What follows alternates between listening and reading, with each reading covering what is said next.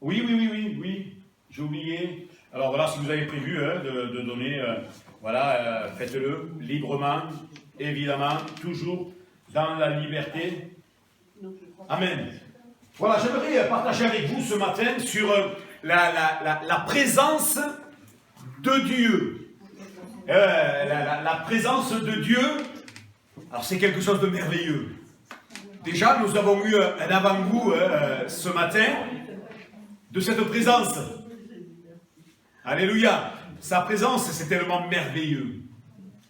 Il y a aussi la réalité de la présence de Dieu. Plusieurs disent, affirment même, que Dieu n'existe pas, qu'ils ne l'ont jamais vu, et il affirme haut et fort. Mais quand on fait cette expérience avec le Seigneur, quand on se laisse interpeller par sa parole, alors on goûte à la présence de Dieu. Amen. Il y a une réalité qui est là. La réalité, c'est que Dieu est vivant, sa présence est là, et on va développer ensemble donc sur cette réalité. La présence de Dieu, c'est une beauté. Il y a des choses, vous savez, dans la vie qu'on compare. Par exemple, le blanc et le noir, on met le contraire. Amour, haine, voilà. Mais en fait, la présence de Dieu, avec quoi pourrait-on la comparer? Cette présence de Dieu, c'est quelque chose de vraiment merveilleux. Et on voit que cette présence, elle était déjà là lors de la création de l'homme. Dieu a créé l'homme et la femme pour être en relation avec eux. Et c'était une relation d'amour intense. Alors c'est pas que Dieu manquait d'amour, parce que Dieu est amour avec un grand A. Mais Dieu voulait partager, donner son amour à sa créature. Alléluia. Regardez ce verset. Adam et Ève, donc, dans la présence de Dieu. Genèse 3:8. Alors, ils entendirent la voix de l'Éternel, Dieu, qui parcourait le jardin vers le soir.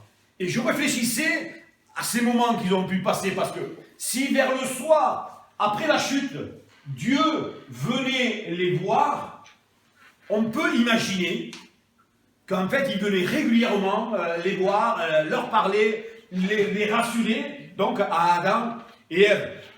Et là, ça devait être quelque chose de tellement beau. Cette relation d'amour. Le Seigneur pouvait dire, comme il l'avait déjà dit quand il a créé les cieux, la terre, quand il a créé les animaux, quand il a créé les astres, quand il y a eu dans la création beaucoup de choses. Alors, le Seigneur, souvent il est dit, et l'Éternel trouva que cela était bon. C'était bon. Et donc le Seigneur, dans ce cadre de relation, d'intimité avec donc les créatures qu'il avait créées, c'est avoir cette relation d'amour. Et vers le soir, il descendait pour s'entretenir avec eux. Et là, ça nous laisse entrevoir, parce qu'avec notre petite intelligence, puis notre nature, des fois on a du mal à entrevoir la grâce de Dieu, sa présence bienfaisante. Et peut-être que, je ne sais pas, des fois, ça pouvait même leur manquer, à Adam et Ève. Et en fait, on s'aperçoit que finalement, à cause de la désobéissance, à cause du péché qui est rentré à un moment donné, il y a eu cette cassure. Il y a eu ce fossé où l'homme et la femme ne peuvent plus, à partir de ce moment-là, rentrer dans la présence de Dieu. Un drame. Et c'est un virus qui est en chacun d'entre nous, qu'on hérite à la naissance.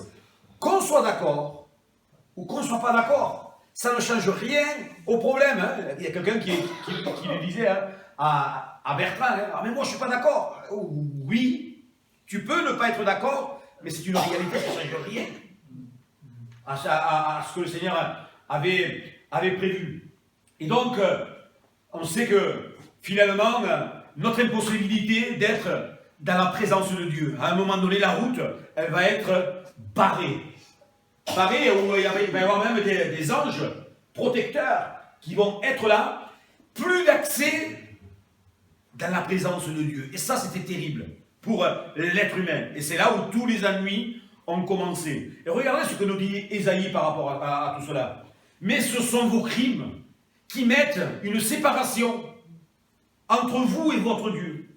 Ce sont vos péchés qui vous cachent sa face et l'empêchent de vous écouter.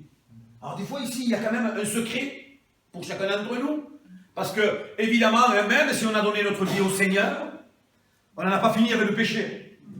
Vous êtes au courant? Et oui, hein, aussi bien que moi, on n'en a pas fini. Mais des fois, si l'Éternel ne l'entend pas, c'est parce qu'il y a des situations là qui sont là de péché, qui doivent être réglées, évidemment. Alors, il y a des questions que j'aimerais vous poser ce matin. Croyez-vous, croyons-nous à la présence de Dieu? Évidemment que oui. Hein. Alors, c'est des questions toutes simples à laquelle on peut répondre, mais des fois, le fait de répondre, ça nous fait réaliser encore davantage. Croyons-nous à la présence de Dieu? Puis, il y a une autre question. Connaissez-vous la présence de Dieu? Est-ce que vous la connaissez? Cette présence. Est-ce que vous aimez la présence de Dieu? Eh oui, c'est pour ça qu'on est là ce matin. Hein. Parce que le Seigneur, il déverse sa présence et on aime la présence de notre Seigneur. Alors, il y a des erreurs d'attitude à ne pas commettre. Des erreurs qu'il ne faut pas commettre. Hébreux 11:6 nous dit, or, sans la foi, il est impossible de lui être agréable. Car il faut que celui qui s'approche de Dieu croit que Dieu existe et qu'il est le rémunérateur de ceux qui le cherchent. La foi, on le sait, hein, la foi veut dire aussi confiance, veut dire assurance, confiance absolue. Et là, il est dit en fait, dans l'épître aux Hébreux, il est dit alors, sans la foi, si on n'a pas la foi, c'est impossible de lui être agréable. Évidemment. Par exemple, nos enfants n'ont pas confiance en nous ou quelqu'un d'autre, on ne peut pas être agréable, c'est tellement logique. Or, sans la foi, ici il est dit, sans la foi, on peut essayer de s'arranger pour lui être agréable. Ici, le mot qui est employé, c'est le mot impossible. Il y a des impossibilités, en fait, s'il n'y a pas la foi dans le cœur, eh bien, évidemment qu'on ne peut pas lui être agréable. Et ensuite, un peu plus loin, il dit, car il faut que celui qui s'approche croie que Dieu existe et qu'il est le rémunérateur de ceux qui le cherchent. Amen. En fait, ici, il est simplement dit que celui qui s'approche doit croire. Mais croire, c'est aussi une action. Croire, c'est aussi, évidemment, le désirer. Mais croire ne suffit pas. Parce qu'il y a encore un passage dans la parole de Dieu où il est dit qu'en fait, les démons aussi croient, mais ils tremblent. Ils croient que Dieu existe. Mais ce n'est pas suffisant. Il faut aller plus loin avec une relation de foi et de confiance. Amen. Trop de chrétiens fondent aussi, en fait, leur assurance sur un sentiment, une sensation, au lieu de fonder leur foi sur la parole de Dieu. Alléluia. Regardez ce qui concerne la présence de Dieu. Où le Seigneur nous a dit qu'il allait nous donner sa présence à un moment donné, quand il verrait certaines choses. Ce qui concerne la présence de Dieu, Matthieu 18:20, car là où 2 ou 3 sont assemblés pour mon nom, je suis au milieu d'eux. C'est une réalité. Ce n'est pas une question de sensation. Alors, dans sa grâce, évidemment, que quand il y a la présence de Dieu, on se sent en connexion avec lui et qu'on peut ressentir des choses, évidemment. Mais ça ne veut pas dire que si on ne ressent rien, qu'il n'y a pas la présence de Dieu. C'est ça, en fait, qu'on veut développer. La présence de Dieu, elle est là, dans la mesure où on est 2 ou 3 unis. Ici, il est parlé d'unité. Souvent, ce verset a été mal interprété. Il a été souvent employé dans un cadre où, dans une réunion, on n'était pas nombreux. Vous l'avez tous entendu, hein, on n'est pas nombreux, mais là où 2 ou 3 sont assemblés, le Seigneur est au milieu de nous. C'est pas ça. Hein. Ici, le contexte de ce verset, c'est l'unité. Quand on est unis, ensemble, les enfants du Seigneur sont ensemble, alors automatiquement, la présence de Jésus, la présence de Dieu est là. Et là, évidemment, qu'on doit faire, on doit mettre la foi en application. Amen. L'excellence de la présence de Dieu. La présence de Dieu, ça se goûte. Et je crois que vous l'avez goûté hein, à cette présence de Dieu. 1 Pierre, chapitre 2, verset 3. Si vous avez goûté que le Seigneur est bon. Amen. Oui, on a goûté que le Seigneur est bon. Quand on goûte, nous, on sait de quoi on parle. Hein. D'ailleurs, tout à l'heure, on aura notre repas ensemble. Et en France, un bon repas, on sait ce que ça veut dire. D'ailleurs, tout se règle autour d'un repas. Souvent, si on veut régler certaines choses, il y a même, il est dit, des repas d'affaires. Eh oui, hein. Mais en fait, un repas, parce que c'est un moment de convivialité, ensemble, où on peut échanger. Mais là, il est dit, est-ce que vous avez goûté, comme quand on goûte un bon fruit? Est-ce que vous avez goûté que le Seigneur est bon? Si vous avez goûté que le Seigneur est bon, alors, ce goût-là, ce fruit-là, vous allez tout faire pour le retrouver. Parce que ça a comblé votre âme. Ça a comblé votre appétit. D'ailleurs, Jésus va le dire, hein, heureux ceux qui ont faim et soif. Alléluia. Et nous, on a soif, hein, on a goûté, donc le Seigneur, il est bon. Un des attributs de Dieu, évidemment, il est saint, il est amour, il est paix, il est joie, mais le Seigneur est bon. Il est rempli de bonté. Un jour, quelqu'un a pu dire, en fait, que les bontés de Dieu ont les dimensions du ciel. On ne peut pas voir, on ne peut pas mesurer, mais sa bonté, elle est là. Et la bonté, elle est pour chacun d'entre nous. Nous tous qui sommes là, ceux qui nous écoutent, mais la bonté est pour chacun d'entre nous si on le reconnaît dans nos cœurs. Seigneur, tu es bon. Est-ce que vous savez que même la bonté, elle se déverse, c'est ce qu'on appelle la grâce, hein, se déverse même sur ceux qui lèvent le poing contre Dieu. C'est la grâce universelle. La parole nous dit que Dieu fait pleuvoir sur les justes comme sur les méchants. Eh oui, hein, ça c'est la grâce, parce qu'en fait, il est tellement rempli de bonté, il déborde de bonté, qu'il aime sa créature. Alors bien sûr, il est, le mot est fort, hein, le péché. Mais il aime le péché. Et le Seigneur, ce qu'il désire vraiment de tout son cœur, pour exprimer, donner l'image, hein, c'est que l'homme change de voie, qu'il se détourne de ses mauvaises voies et revienne à lui, parce que tout a été préparé. Il y a cette invitation hein, qu'il nous fait souvent dans la Bible, dans la parole de Dieu, de venir à lui, de revenir à lui, parce que souvent on s'égare. On emprunte plusieurs chemins, puis des fois on s'aperçoit que les chemins mènent à une voie sans issue. Et qu'est-ce qui se passe quand on arrive dans ces voies sans issue? Il n'y a pas 36 solutions. Hein. On refasse un demi-tour. Et un demi-tour, en fait, c'est ce qu'on appelle la conversion. C'est ce qu'on appelle la repentance. C'est un demi-tour complet. Quand on est dans cette impasse, si vous faites un quart de tour, ça ne sera pas encore suffisant. C'est le demi-tour complet. Avant, je marchais dans une direction, maintenant je marche à l'opposé. Les choses du monde ne m'attirent plus. Il y a eu une transformation en moi et je ne peux pas faire autrement que de rechercher la présence de Dieu. La présence donc de Dieu se goûte.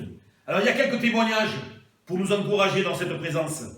Ce témoignage où, à un moment donné, Matthieu 17, 4, c'est, pour situer un peu le contexte, c'est quand Jésus va prendre quelques disciples pour leur révéler vraiment ce qu'il était, sa gloire. ce qu'on appelle la transfiguration. Le mot pour transfiguration, c'est le mot métamorphose. Là, il a été métamorphosé face à ses disciples.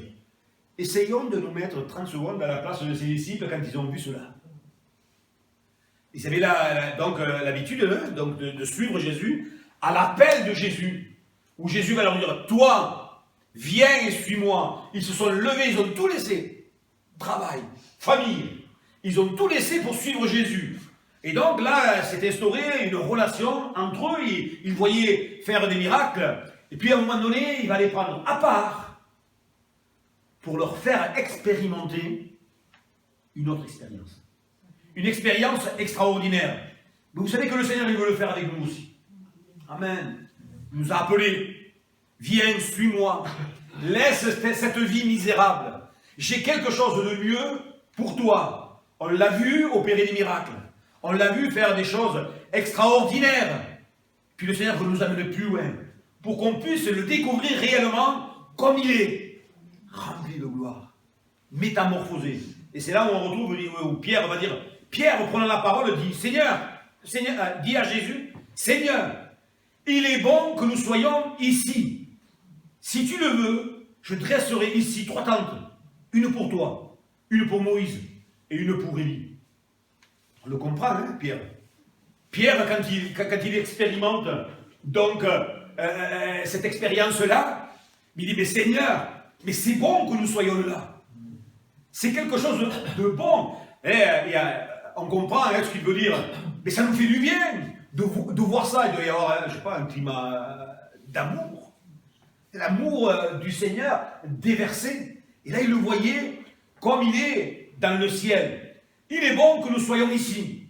Alors après, Pierre, il nous ressemble beaucoup. Il va en fait humaniser. Bon, c'est normal. Hein. Il va dire, c'est bon d'être ici. Eh bien, ce qu'on va faire, on va monter des tentes. Vous avez vu le plan. Une pour toi, une pour Moïse, une pour Élie. Il voulait en monter 3. Hein. Il voulait mettre 3 tentes pour que dans son intelligence, vous dire, l'expérience qu'on a vécue, on va aller le dire aux autres, et puis on va leur dire de venir avec nous, pour qu'ils puissent eux aussi expérimenter, parce que c'est tellement merveilleux. Bon, ils n'avaient pas tout compris. Mais en fait, on s'aperçoit que la motivation qui était derrière, c'était la présence de Dieu qui était là sur cette montagne. Cette présence. Et remarquez-le dans la Bible, il y a beaucoup de situations à un moment donné, la présence de Dieu est sur une montagne. Là aussi, il y a un symbole fort. Hein. C'est que quand on est dans la montagne, on doit s'élever. On doit gravir. C'est pas si évident hein, de monter tout en haut. Des fois, quand on arrive en haut du sommet, on a une vue extraordinaire. Mais on oublie souvent qu'avant de monter, il faut cravacher, il faut marcher. Et c'est dur de grimper. Et on a fait cette expérience avec les jeunes cet été. On est parti donc 2 jours en randonnée. Et donc on avait pris des photos. Une fois qu'on était arrivé en haut, une vue magnifique. Quand on est arrivé, on a fait « Oh, c'est merveilleux !» On avait complètement oublié ce qu'on venait de vivre un peu avant. Ça grimpait comme ça. C'était pas évident. On glissait. Mais ça valait le coup. Et c'est une belle image pour chacun d'entre nous. Amen. Donc il y a ce témoignage de Pierre. Évidemment, quand on parle de la présence de Dieu, il y a la présence de Dieu, elle nous transforme. Amen. Il y a la présence de Dieu sur cette montagne. Exode 34, 29. Moïse descendit de la montagne de Sinaï, ayant les 2 tables du témoignage dans sa main. En descendant de la montagne, il ne savait pas que la peau de son visage rayonnait parce qu'il avait parlé avec l'Éternel. Ici, en fait, ce qu'est en train de nous dire la parole de Dieu, c'est que quand on passe du temps, on prend du temps pour être dans la présence de Dieu, quand on descend de cette montagne, parce qu'à un moment donné, il faut redescendre, hein, quand on descend, on n'est plus pareil. On est différent. On est imprégné de cette présence. Et sa présence, elle nous transforme. Alléluia. Alors ici, Moïse, lui, il est monté pendant pas mal de temps sur cette montagne. 2 fois il est monté. Hein. Vous vous rappelez de l'histoire. Hein. Il monte une première fois, 40 jours. Et puis le Seigneur lui dit, bon, maintenant il faut que tu descendes parce que le peuple, il est en train de faire n'importe quoi. Il est en train de faire n'importe quoi. Ils se sont fait un veau. Parce qu'ils ne voyaient plus Moïse. Alors, entre parenthèses, je vais le dire, mais regardez, souvent le Seigneur nous bénit. Il nous bénit, avec même des fois certaines richesses. Il nous bénit, le Seigneur. Par rapport à d'autres, on est béni, même s'il y a certains qui peuvent avoir des situations difficiles, mais nous sommes bénis. Mais regardez, avec la même bénédiction, parce qu'il faut savoir qu'à un moment donné, c'est Dieu qui va faire que les Égyptiens vont leur donner de l'or. C'est les Égyptiens. Donc c'est Dieu qui va incliner le cœur des Égyptiens, et avec ce même or, avec la bénédiction de Dieu, ils vont s'en faire un veau. Le cœur de l'homme. Le cœur de l'homme, terrible. C'est terrible. Il ne voyait plus Moïse, qui était parti la première fois. Donc Moïse, quand il descend, oh, excusez-moi l'expression, mais disjoncte. Il voit ça, mais il dit, mais c'est pas possible. Et donc, il jette les tables se cassent. Et donc, il rectifie la situation, puis il faut qu'il remonte. Là, encore une fois, il y a une belle image. Le Seigneur aurait pu, claquement de doigts, ou reformer ces tables. On revient au même endroit. 40 jours encore. 2 fois 40 jours, 80 jours. Là. Et donc, quand il était dans cette présence, à un moment donné, il redescend. Et quand il redescend, lui, il ne s'en est même pas aperçu. Il redescend, son visage, il resplendit, rayonne. Alléluia. Et donc ça, c'est parce qu'il était resté pas mal de temps dans la présence de Dieu. Donnez une image pour illustrer. J'étais responsable dans une plateforme de frais, et c'était poisson et crustacés. Vous êtes tous d'accord avec moi pour dire que le poisson, ça sent. Ça a une odeur. Quand je passais 8 heures, 9 heures, 10 heures dans cette plateforme, qu'est-ce qui se passait quand j'arrivais à la maison? Je sentais quoi? Le poisson. Mais c'est exactement pareil pour Moïse. Il passait 40 jours, 2 fois 40 jours, dans la présence de Dieu. Et donc, quand il est redescendu, son visage rayonnait. Encore une fois, il y a quelque chose de bon pour nous ce matin. Quand on passe du temps dans la présence de Dieu. Des fois même, lui, Moïse ne l'avait pas vu. C'est les autres qui l'ont constaté. Les autres l'ont constaté. Et quand on passe du temps dans la présence de Dieu, alors il y a une transformation qui s'opère. Alléluia. Et puis on rayonne. Amen. Et nous souvent, on pousse la barre haut. Il faut pousser la barre haute. Mais déjà, apprécier ce que le Seigneur nous donne. Sa présence. Amen. Alors, encore une fois, il y a un autre témoignage, c'est le témoignage de David. David, il avait une prière. Et une seule. Psaume 27, verset 4. Je demande au Seigneur une seule chose. Je désire ardemment, il y a de l'ardeur, je désire ardemment habiter tous les jours de ma vie dans la maison du Seigneur. Pour faire quoi? Pour voir la beauté du Seigneur et pour admirer son temple. Il était complètement réaliste, lui aussi, encore une fois. Alors qu'il était en train de garder le troupeau, il était très jeune. Déjà là, il avait une relation avec le Seigneur, sa présence. Alléluia. Puis, il avait goûté à cette présence, il dit, mais en fait, moi je ne demande qu'une seule chose. Une seule chose. Seigneur, que je puisse habiter tous les jours de ma vie dans la maison du Seigneur. Je crois que c'est notre prière à chacun d'entre nous. Seigneur, je sais qu'un jour mes yeux te verront. Je vais habiter avec toi. Je vais même dîner avec le Seigneur. Il va nous inviter à sa table pour communier, pour avoir une relation ensemble. Alors que ce soit aussi notre prière, l'exemple de David. Seigneur, je désire une chose, c'est habiter avec toi. Et alors ça va nous donner de l'espérance. Il va y avoir de l'espérance à nous parce que on va poursuivre ce but. C'est-à-dire, Seigneur, comme David, je désire une seule chose, ardemment habiter tous les jours de ma vie dans la maison du Seigneur. pour voir la beauté du Seigneur et pour admirer son temple. Amen. La présence de Dieu, elle a été manifestée aussi pour chacun d'entre nous dans l'ère de la grâce. Le témoignage le jour de la Pentecôte, l'effusion du Saint-Esprit. Jésus va dire, il est préférable que je m'en aille, parce que quand je m'en serai allé, alors je vous enverrai le Saint-Esprit qui viendra habiter en vous, survenant sur vous. Et là on le retrouve dans Actes 2, chapitre 4. Et ils furent tous remplis du Saint-Esprit et se mirent à parler en d'autres langues, selon que l'Esprit leur donnait de s'exprimer. Alors, vous voyez avec moi que finalement, il n'y a rien on va dire, de mystique dans le mauvais sens. Mais en fait, là, ici, il y a une promesse qui a été faite par le Seigneur. Et à un moment donné, la promesse, elle est là, ils ont persévéré, n'oublions jamais que les disciples, avant d'être remplis du Saint-Esprit, ils ont persévéré. Et quand ils ont persévéré, à un moment donné, il y a eu le temps de Dieu, il va y avoir cette effusion du Saint-Esprit, quel moment merveilleux ça a dû être. Et en fait, on voit que finalement, ils se mirent à parler dans d'autres langues, dans des langues qu'ils ne comprenaient pas. Mais en tout cas, une chose certaine, c'est que quand on parle en langue, en fait, on dit des merveilles à Dieu dans une langue qui nous est inconnue. Il y a beaucoup de témoignages et d'histoires de personnes qui, originaires d'un certain pays, aller dans une réunion et puis recevoir un message dans sa langue maternelle.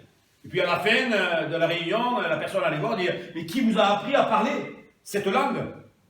En fait, personne dit « Non, je ne parle pas cette langue, c'est le Seigneur. » Alors, on doit y aspirer, on doit demander au Seigneur d'être baptisé du Saint-Esprit, ne surtout pas avoir peur du Saint-Esprit, évidemment, parce que le Seigneur, son désir, c'est de nous baptiser, de nous immerger dans l'Esprit, et le signe initial, c'est de parler en langue.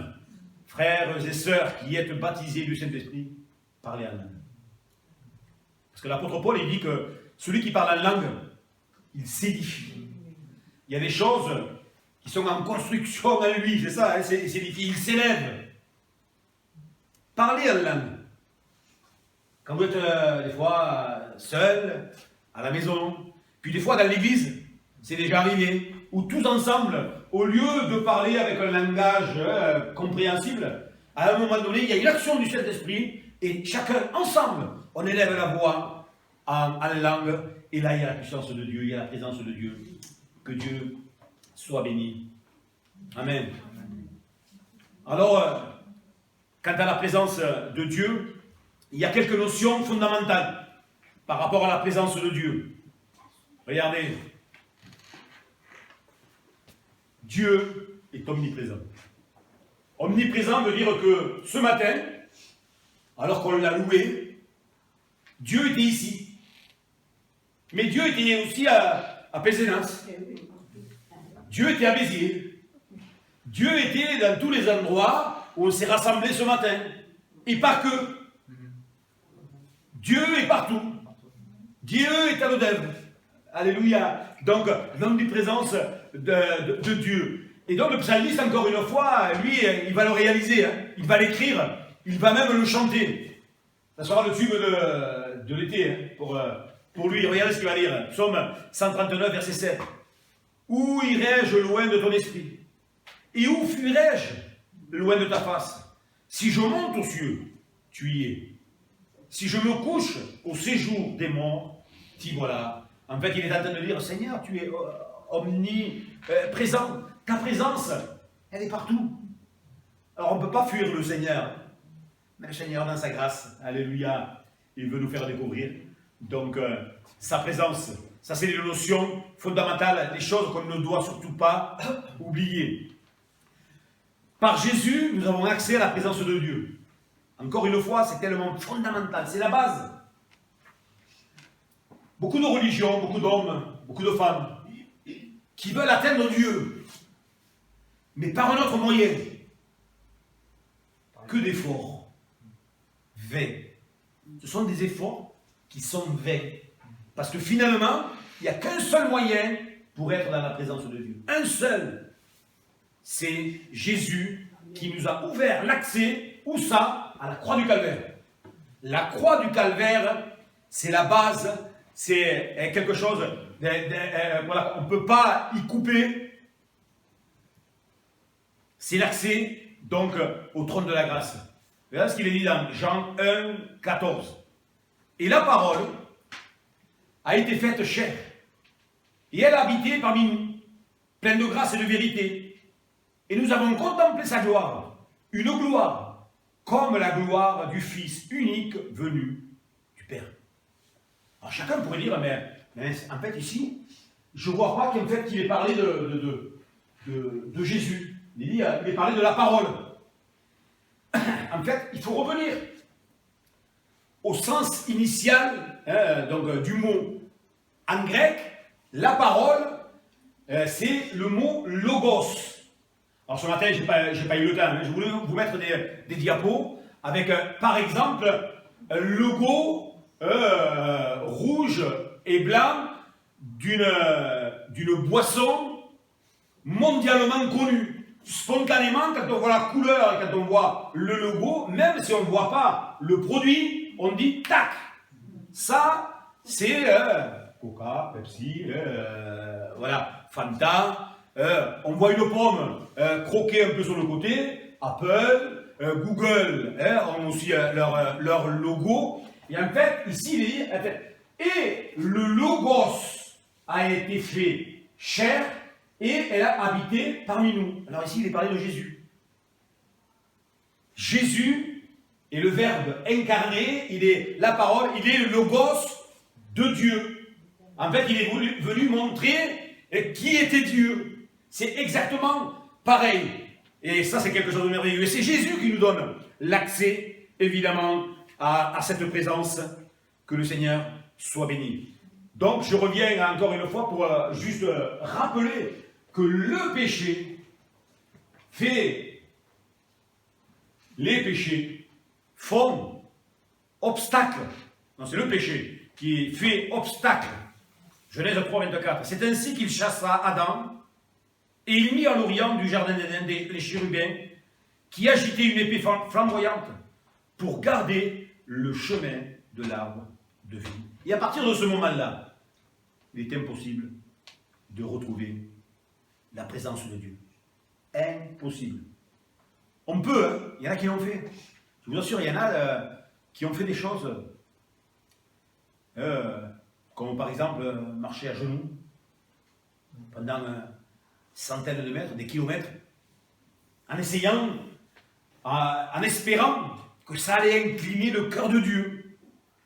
La parole de Dieu nous dit que non.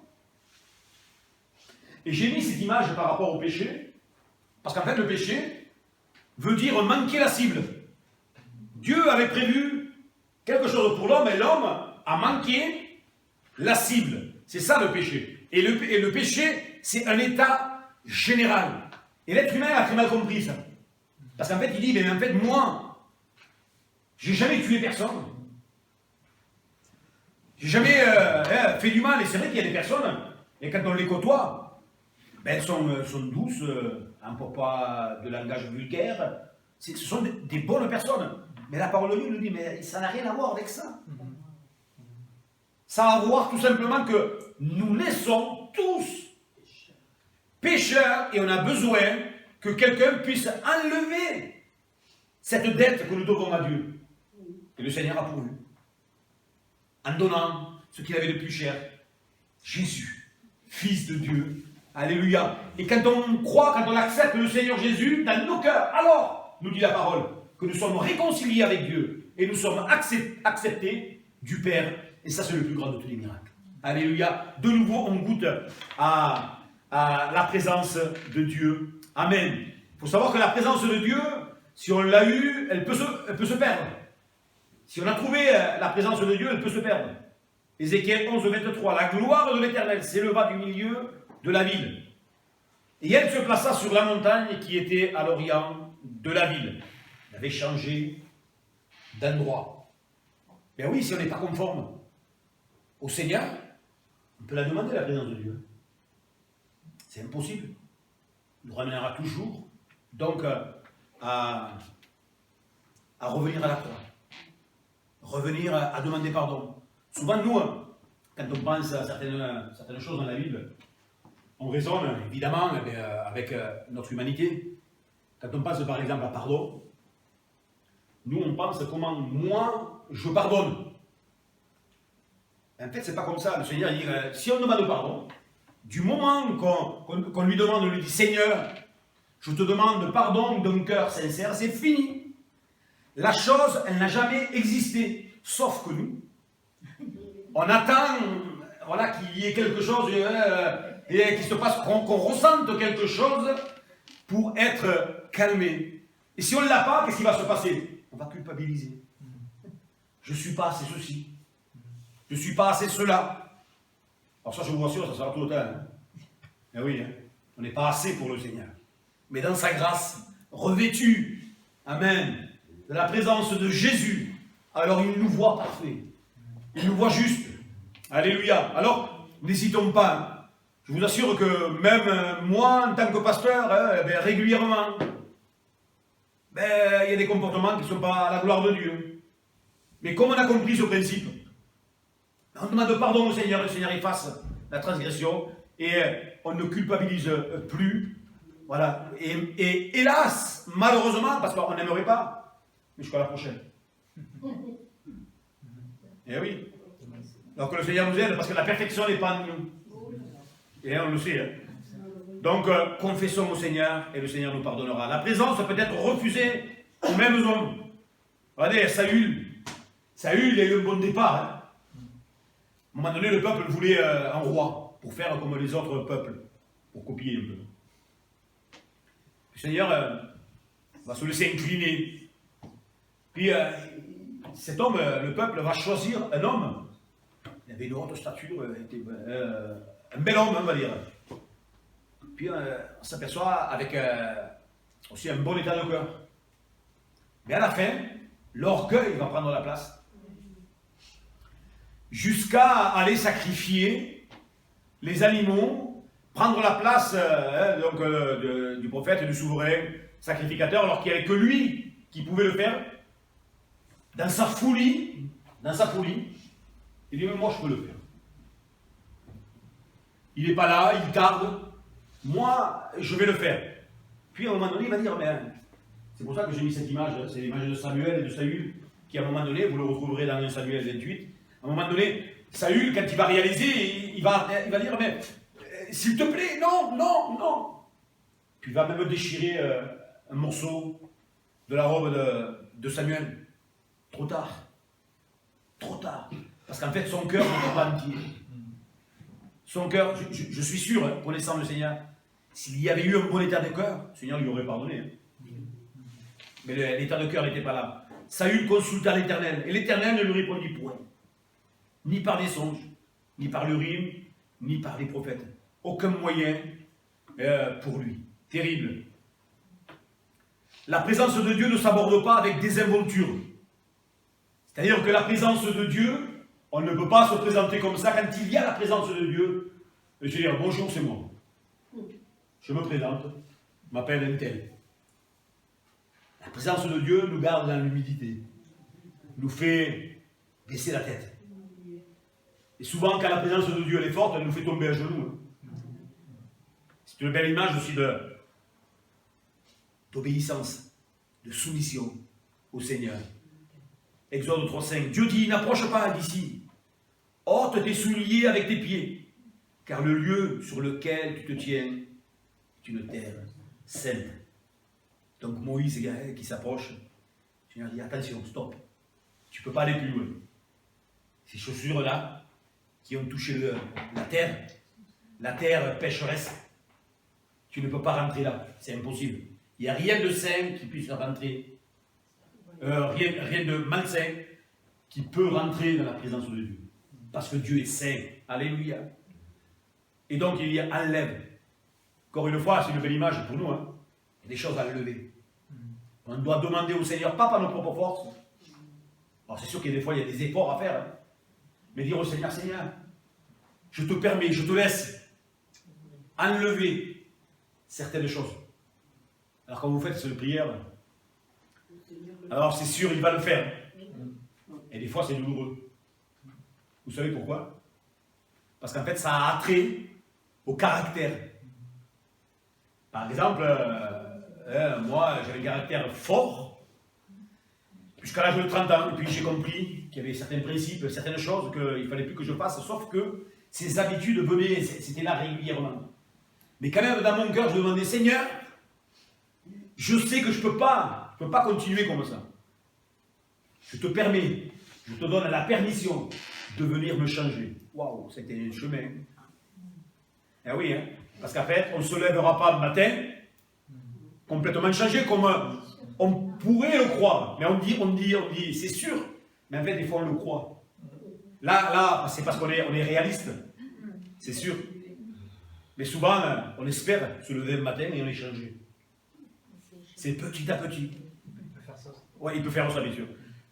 Petit à petit, le Seigneur, par rapport aux circonstances de la vie, par exemple, si j'ai un caractère colérique, ben, quand il va y avoir quelqu'un qui me fait une queue de poisson, première fois, je suis là, je vais m'énerver, le Saint-Esprit va me reprendre pour me dire, attention, ta réaction n'est pas correcte, on se laisse reprendre par le Saint-Esprit, c'est vrai. La fois d'après, ça arrive, et puis, on ne s'emporte pas, ou on s'emporte un peu moins. Je dis, tiens, il y a une petite victoire qui est là. Merci Seigneur. Alors pour les autres, hein, c'est rien, mais pour nous, c'est quelque chose de grandiose. Et puis petit à petit, jusqu'à ce que ces choses-là, elles disparaissent et qu'on ait une autre mentalité, la mentalité du royaume. Amen. Donc on ne s'approche pas du Seigneur avec désinvolture, mais avec crainte, avec respect. Le chemin qui mène à la présence de Dieu, en fait la présence de Dieu, elle se trouve. Ésaïe 55, verset 6. Cherchez l'Éternel pendant qu'il se trouve.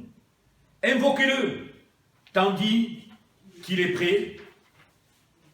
Amen. On doit trouver. En fait, on trouvera quand on cherchera.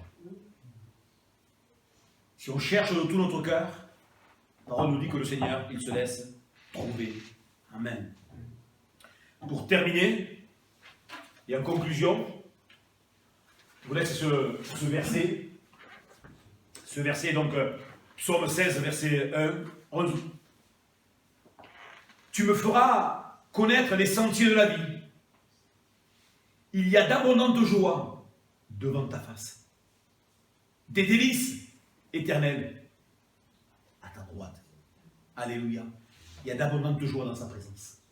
Alors, frères et sœurs, il faut qu'on aille dans cette présence. Il faut que, s'il y a des choses à régler, on doit les régler, évidemment, mais surtout, apprécions toujours sa présence. Amen. On pourra peut-être, dans un autre temps, continuer sur ce partage et, par exemple, se poser la question, quand je suis à la présence de Dieu, comment je dois me tenir?